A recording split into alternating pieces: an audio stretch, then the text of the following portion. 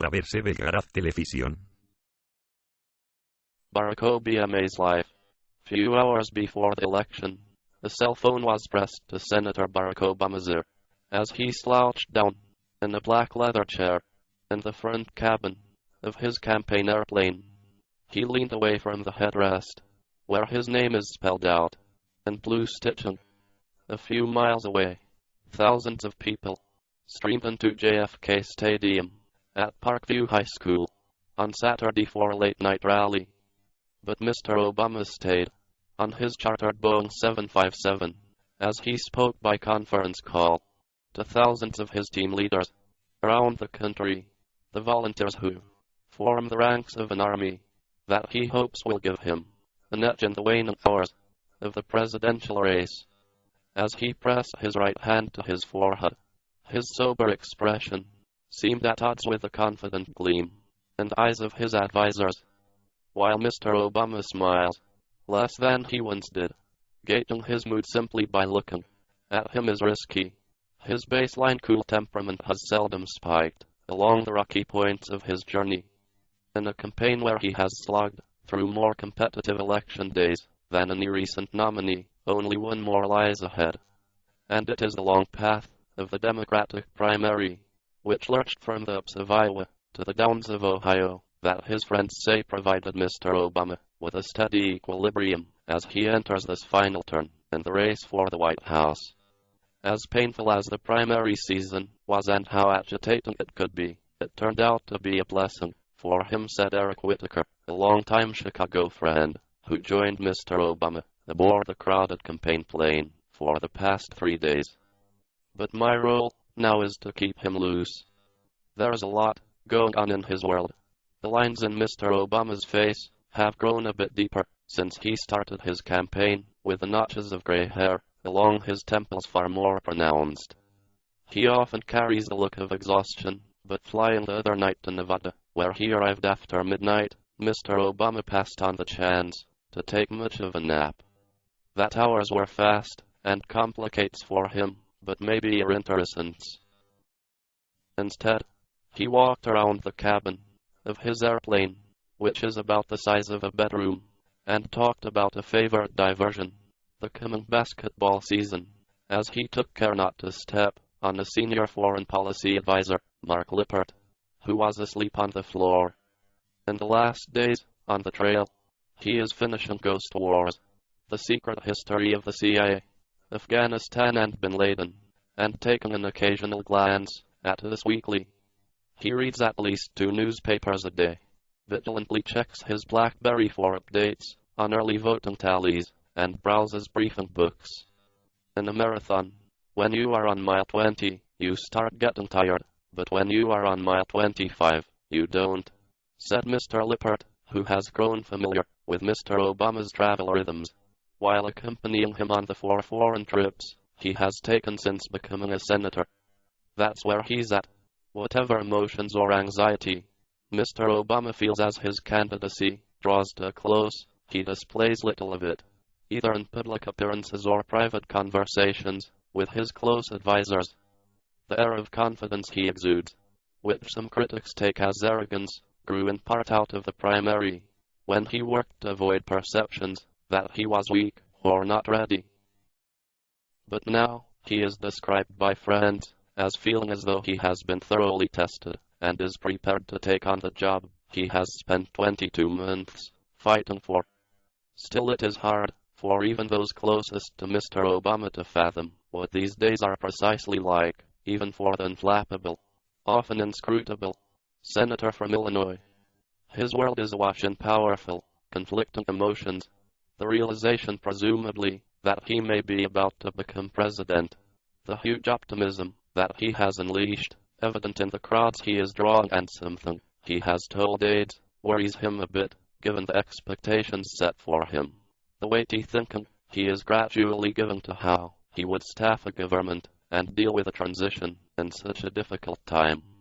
All of this is taking place as a woman who played a large role in raising him, his grandmother, is approaching death. What if I disappoint people? Valerie Jarrett, a close friend and advisor, recalled Mr. Obama asking at several points throughout the campaign. That's what gives him the energy to keep getting up every day. It has been months since Mr. Obama has ventured with an irregularity to the back of his plane where the journalists sit. The one time he played the board game Taboo on a cross-country flight to Oregon is a distant memory.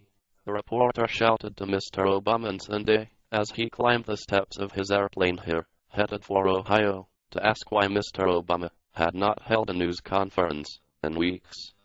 The latest political news from around the nation. Join the discussion. Election Guide vertical bar more politics news. I will, Mr. Obama said. On Wednesday, on a final weekend pass through electoral battlegrounds that spanned 3 time zones, the electoral climate and his campaign organization provide him the luxury of focusing on states that favored the Republican ticket 4 years ago. But when his Democratic crowds jeer at the mere mention of Senator John McCain, he offers a gentle scolding. You don't need to boo, you just need to vote. It is a true crowd pleaser, and he reprises it in city after city. His crowds have rarely been larger or more enthusiastic, often perhaps more outwardly so than the candidate himself. These days, Mr. Obama is racing through his speeches, whittling down to a disciplined 30 minutes a message that once stretched for more than an hour. He works the rope line at every stop, but taking a closer look, you realize that it is as much for a few photographs as for a lot of handshakes. At each event, though, he stays long enough to sign a stack of books for supporters. At a rally outside Orlando the other night, where he was joined on stage for the first time by former President Bill Clinton, Mr. Obama was visibly chilly in the 40-degree air. He had hoped to wear a coat, but Mr. Clinton did not, so Mr. Obama came to the stage without one. Not so the next night, in Virginia, where a cool and damp chill also hung in the air. I did decide to wear a coat, because you want a president who has sense, Mr. Obama told the crowd from behind the lectern, where he was covered in a black wool overcoat. While he may not be coasting to the finish line, he is not running as hard as he did during the down or out moments of his battle with Senator Hillary Rodham Clinton for the Democratic nomination. On Sunday, he was in the gym of the DoubleTree Hotel here shortly after 6 a.m., but he spent some time with his wife and daughters before boarding his plane. At 9:30 a.m. he did not arrive for his first public event of the day at the Ohio State House in Columbus until 1 p.m. His campaign schedule, like Mr. Obama himself, can be slow to start in the morning, but runs late into the night. After appearing with Bruce Springsteen at a rain-soaked dinner-time rally in downtown Cleveland, followed by a stop in Cincinnati for a stadium rally at 9:30 p.m., Mr. Obama did not arrive at his hotel in Jacksonville until 1:35 a.m. on Monday. And before bedtime on most nights, Mr. Obama needs to circle and land, as one of his advisors put it, by finishing a round of email and calls before turning out the lights. If there is a feeling of nostalgia surrounding the Obama campaign in these final hours before the election, it does not seem to be coming from the candidate himself.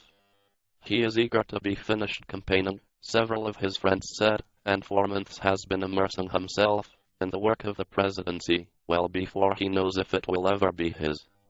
He spends far less time on the telephone these days making political calls to local Democratic chairmen. His call list now includes officials in Washington, including Treasury Secretary Henry M. Paulson, Jr., with whom he spoke several times a day for weeks about the government rescue plan. And he is in frequent conversations with congressional leaders over how to proceed should he win on Tuesday. On Saturday morning, Mr. Obama met for about 45 minutes in his hotel suite at Caesars Palace in Las Vegas with Senator Harry Reid, Democrat of Nevada, the majority leader. Mr. Reid said he ticked through a list of items sketched on a note card in his breast pocket. Mr. Obama also spoke about how his life had changed, a point that was driven home on Friday night when he went to Chicago. Para verse Belgrad Televisión.